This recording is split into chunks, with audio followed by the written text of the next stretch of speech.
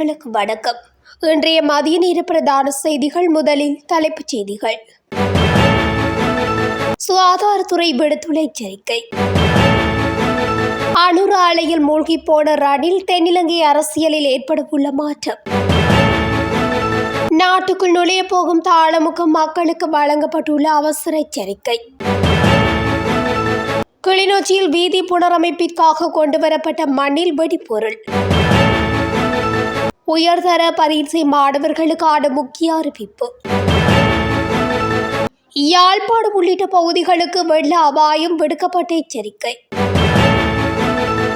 லிட்ரோ எரிவாயு விலை குறித்து வெளியான அறிவிப்பு. 16 வயது சிறுவனின் வாழ்வை பறித்த இளைஞன் நடுவீதியில் பிரிந்த உயிர். சட்டவிரோத மதுபானத்தால் பறிபோன உயிர்கள் பிரதான சந்தேக நபர் கைது. கண்டி மற்றும் நுவரெலியாவிற்கு மண் சரிவு சிவப்பு எச்சரிக்கை. தொடர்வென விரிவான செய்திகள். புத்தாண்டின் முதல் 6 நாட்களில் மாத்திரம் 1500க்கும் மேற்பட்ட டெங்கு நோயாளிகள் இலங்கையில் பதிவாகியுள்ளதாக சுகாதாரத்துறை வட்டாரங்கள் தெரிவித்துள்ளன. சுகாதாரத்துறையின் புள்ளி விவரங்களின் பிரகாரம் நடப்பாண்டில் இலங்கையில் டெங்கு நோயாளிகளின் எண்ணிக்கை கணிசமான அளவில் உயரக்கூடும் என்று முன்னெச்சரிக்கை விடப்பட்டுள்ளது. கடந்த 2025ஆம் ஆண்டின் ஜனவரி மாதத்தில் 4931 டெங்கு நோயாளிகள் பதிவாகியிருந்தனர்.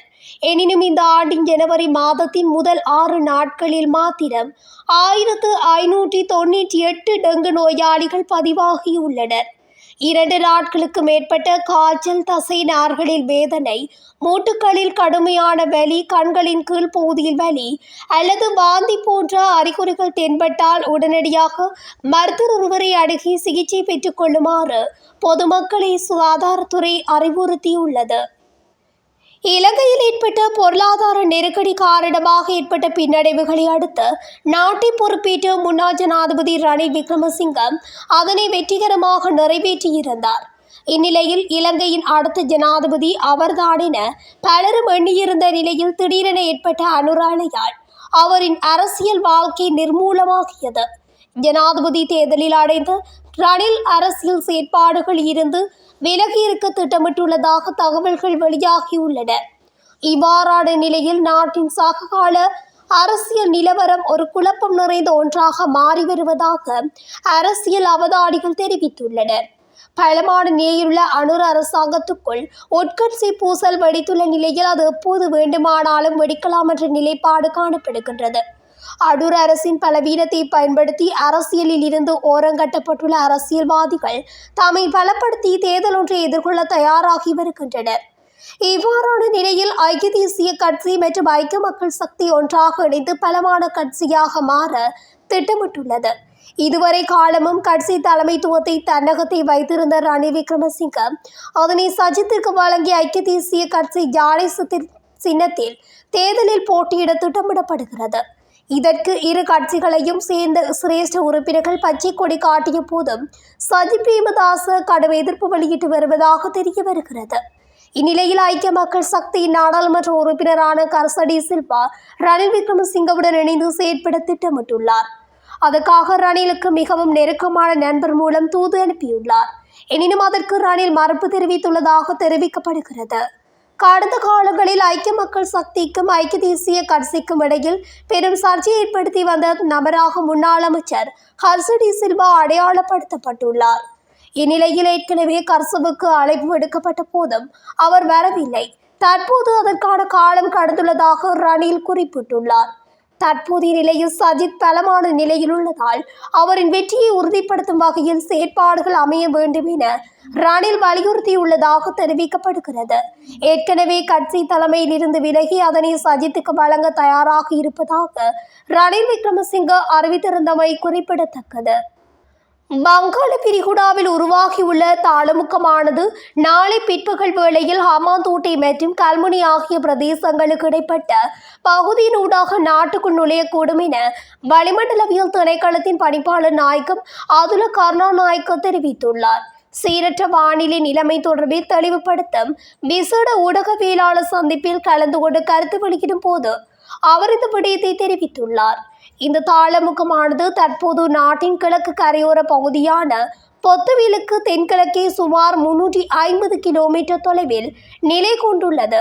தாளமுகம் கரையை நெருங்கி வருவதால் மறு அறிவித்தல் வரும் வரை கடத்தொழில் மற்றும் கடல்சார் நடவடிக்கைகளில் ஈடுபடுவதை தவிர்க்குமாறும் மீனவ மற்றும் கடற்படை சமூகத்திற்கு அறிவுறுத்தப்பட்டுள்ளது.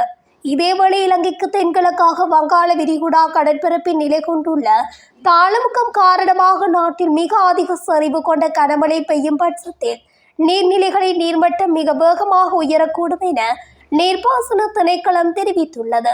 இதன் காரணமாக ஆறுகள் மற்றும் குளங்களை அண்மித்த பகுதிகளில் வாழும் மக்கள் திடீர் வெள்ளப்பெருக்கு குறித்து மிகுந்த அவதானத்துடன் இருக்குமாறும் எச்சரிக்கை விடுக்கப்பட்டுள்ளது. அத்துடன் நேற்றைய தினத்தில் இருந்து அதற்கு முன்னரும் கொழும்பு பகுதிகளில் சில பகுதிகள் வெள்ளத்தினால் பாதிக்கப்பட்டுள்ளதாகவும் அங்கு கனத்த மழை பெய்து வருகின்றதாகவும் தெரிவிக்கப்படுகிறது.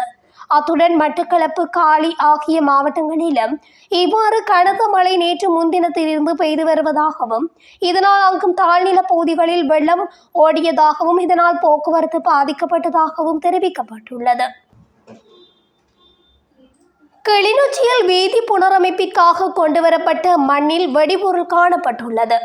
கரைச்சி பிரதேச சபையினால் கண்டாவளி பிரதேசத்திற்குட்பட்ட கோரக்கன்கட்டு YMCA வீதியின் புனரமைப்பு பணிகள் முன்னெடுக்கப்பட்டு வருகின்றன.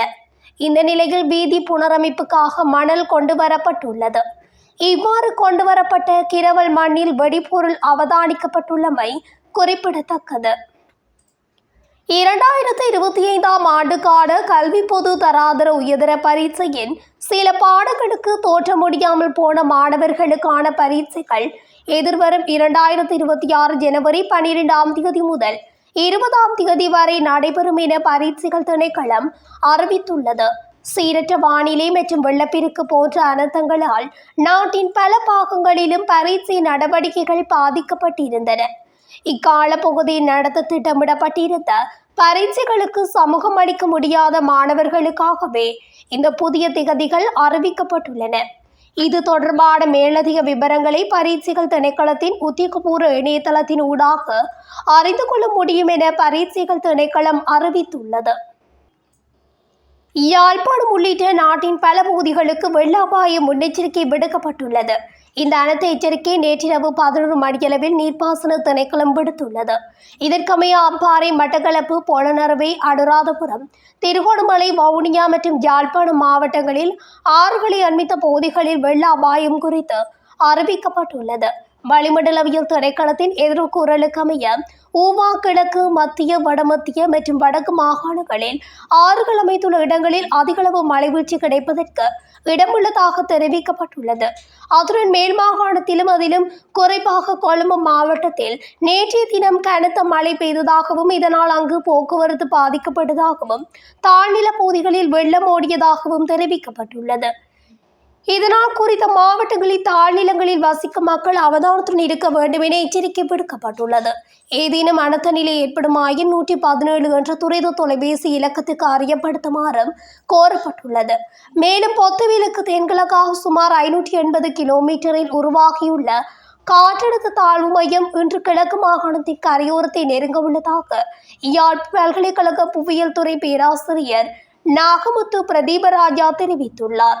டிட்வா சூறாவளியால் மத்திய மாகாணத்தில் பெரும் பாதிப்பு ஏற்பட்டிருந்த நிலையில் அதே போன்ற ஒரு ஆபத்து யாழ்ப்பாணத்திலும் ஏற்படும் என்ற எச்சரிக்கை அறிவிப்பும் விடுக்கப்பட்டுள்ளது. 2026 ஜனவரி மாதத்திற்கான லிட்ரோ எரிவாயு விலைகளில் எவ்வித மாற்றமும் செய்யப்படாது என அந்நிறுவனம் அறிவித்துள்ளது. உலக சந்தையில் எரிவாயு விலையில் சற்றே அதிகரிப்பு ஏற்பட்டிருந்த போதிலும் நுகர்வோரின் நலன் கருதி விலையை அதிகரிக்காமல் இருக்க தீர்மானித்ததாக லிட்ரோ நிறுவனம் தெரிவித்துள்ளது. இதற்கமைய ஜனவரி மாதத்திலும் பழைய விலையிலேயே எரிவாயு சிலிண்டர்களை கொள்வனவு செய்ய முடியும் என அறிவிக்கப்பட்டுள்ளது. அதன்படி 12.5 கிலோகிராம் நிறையுடைய எரிவாயு சிலிண்டரின் விலை 3690 ரூபாவாகவும் 5 கிலோகிராம் நிறையுடைய எரிவாயு சிலிண்டரின் விலை 1482 ரூபாவாகவும் 2.3 கிலோகிராம் நிறையுடைய எரிவாயு சிலிண்டரின் விலை 694 ரூபாவாகவும் விற்பனை செய்யப்படும் என லிட்ரோ எரிவாயு நிறுவனம் தெரிவித்துள்ளது. அத்துடன் கடந்த நவம்பர் மாதமும் லிட்ரோ எரிவாயு விலையில் எந்தவித திருத்தமும் மேற்கொள்ளப்படவில்லை. எனினும் லாப்ஸ் எரிவாயு நிறுவனம் ஜனவரி 2ஆம் தேதி முதல் நடைமுறைக்கு வரும் வகையில் அதன் உள்நாட்டு எரிவாயு விலையை அதிகரிப்பதாக அந்நிறுவனம் அறிவித்திருந்தது. அதன்படி 12.5 கிலோ எரிவாயு சிலிண்டரின் விலை 150 ரூபாவால் அதிகரித்து 4250 ரூபாய் என்ற புதிய விலையில் விற்பனை செய்யப்படும். 5 கிலோ எரிவாயு சிலிண்டர் 65 ரூபாவால் அதிகரிக்கப்பட்டு 1710 ரூபாய்க்கு விற்பனை செய்யப்படுகின்றமை குறிப்பிடத்தக்கது. குருநாகல் கல்கமுவை பிரதேசத்தில் இடம்பெற்ற கோர விபத்தில் 11 வயது சிறுவன் ஒருவர் பரிதாபகரமாக உயிரிழந்துள்ளார். இந்த துயர சம்பவம் நேற்று மாலை இடம்பெற்றுள்ளது. மேற்படி சிறுவன் சைக்கிளில் வீதியை கடக்க முயன்ற போது அதிவேகமாக வந்த கார் அவர் மீது மோதியுள்ளது. விபத்தில் படுகாயமடைந்த சிறுவன் உடனே கல்கமு வைத்தியசாலையில் சேர்க்கப்பட்டிருந்தாலும் அவர் உயிரிழந்து விட்டதாக வைத்தியர்கள் தெரிவித்துள்ளனர். சம்பவ இடத்துக்கு விரைந்து விசாரணையை முன்னெடுத்த போலீசார் காரின் சாரதியான 27 வயது இளைஞரை கைது செய்து மேலதிக விசாரணைகளை மேற்கொண்டு வருகின்றனர். சட்டவிரோத மதுபானம் அருந்தி 6 பேர் உயிரிழந்த சம்பவத்துடன் தொடர்புடைய பிரதான சந்தேக நபர் நேற்று வெண்ணப்புவை போலீசாரால் கைது செய்யப்பட்டுள்ளார். வெண்ணப்புவை பகுதியில் கடந்த 6ஆம் தேதி சட்டவிரோத மதுபானம் அருந்தி 6 பேர் உயிரிழந்த சம்பவம் குறித்து வெண்ணப்புவை போலீசார் விசாரணைகளை ஆரம்பித்திருந்தனர். அதற்கு மீது சம்பவம் தொடர்பாக 2 சந்தேக நபர்களை விசாரணை அதிகாரிகள் கைது செய்து நேற்று மாரவில நீதவான் நீதிமன்றத்தில் ஆஜர்படுத்தினர். இதன்போது 2 சந்தேக நபர்களையும் எதிர்வரும் 19ஆம் தேதி வரை விளக்கமறியலை வைக்க நீதவான் உத்தரவிட்டுள்ளார். இதேவேளை குறித்த சம்பவத்துடன் தொடர்புடைய பிரதான சந்தேக நபர் நேற்று கைது செய்யப்பட்டுள்ளார். சந்தேக நபர் காலவத்த கிழக்கு பண்டிரிப்புவ பகுதியைச் சேர்ந்த 47 வயதுடையவர் என தெரிய வந்துள்ளது. சீலாபம் வைத்தியசாலையில் நடத்தப்பட்ட பிரேத பரிசோதனைகளின்படி மது அருந்தியமையால் குறித்த நபர்களில் 5 உயிரிழந்து தெரிய வந்தது. உயிரிழந்த மற்றொருவரின் பிரேத பரிசோதனை இன்று சிலாபம் வைத்தியசாலையில் நடத்த திட்டமிடப்பட்டுள்ளது. சட்டவிரோத மது அருந்தியதால் சோபீனமடைந்த மேலும் 8 பேர் நீர்கொழும்பு மற்றும் பேராதனை வைத்தியசாலையில் சிகிச்சை பெற்று வருகின்றனர். வெண்ணப்புவை போலீசாரால் மேலதிக விசாரணைகள் மேற்கொள்ளப்பட்டு வருகின்றன. கண்டி மற்றும் நுவரெலியா ஆகிய மாவட்டங்களுக்கு விடுக்கப்பட்ட மண்சரிவுக்கான சிவப்பு அபாய எச்சரிக்கை தொடர்ந்தும் நீடிக்கப்பட்டுள்ளது. தேசிய கட்டிட ஆராய்ச்சி நிர்வாகத்தினால் விடுக்கப்பட்டுள்ள இற்றைப்படுத்தப்பட்ட அறிவிப்புக்கு அமைய குறித்த பிரதேசங்களுக்கான மண்சரிவு சிவப்பு அபாய முன்னெச்சரிக்கை இன்று பிற்பகல் வரை நீடிக்கப்பட்டுள்ளது. இதன்படி கண்டி மாவட்டத்தின் உடுத்துமர பிரதேச செயலக பிரிவுக்கும் நுவரெலியா மாவட்டத்தின் நீல்தண்டா கிண்ண மற்றும் வளப்பன பிரதேச செயலக பிரிவுகளுக்கும் மண்சரிவுக்கான சிவப்பு அபாய முன்னெச்சரிக்கை விடுக்கப்பட்டுள்ளது. அத்துடன் பதுளை மாவட்டத்தின் கந்தகட்டிய பிரதேச செயலக பிரிவுக்கும் மாத்தளை மாவட்டத்தின் வில்கமோ பிரதேச செயலக பிரிவுக்கும் 2ஆம் நிலை மண்சரிவு அபாய முன்னெச்சரிக்கை விடுக்கப்பட்டுள்ளது. மொனராகலை மாவட்டத்தின் பிபில பிரதேச செயலக பிரிவுக்கும் விடுக்கப்பட்ட 1ஆம் நிலை மண்சரிவு அபாய முன்னெச்சரிக்கை தொடர்ந்தும் நீடிக்கப்பட்டுள்ளது. இத்துடன் தமிழொலியின் இன்றைய மதிய நேர பிரதான செய்திகள் நிறைவடைகின்றன. தொடர்ச்சியாக செய்திகளை அறிந்து கொள்ள தமிழொலி ஊடகத்துடன் இணைந்திருங்கள். நன்றி, வணக்கம்.